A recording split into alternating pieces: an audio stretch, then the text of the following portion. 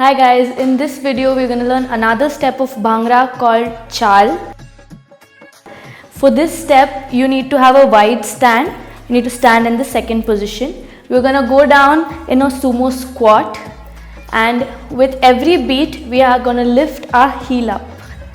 So we're going to go 1, 2, 3, 4, 1, 2, 3, 4.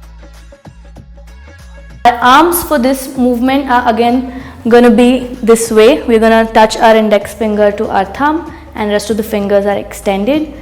Both the arms are going to be shoulder level, one arm extended out and the other in the center of your chest.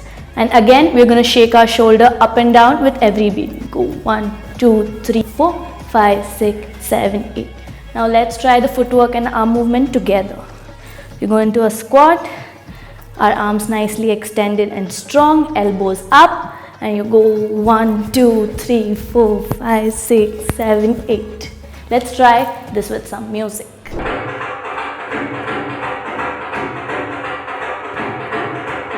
Thanks for watching. If you've liked our video, Do like, share, subscribe and click the bell icon.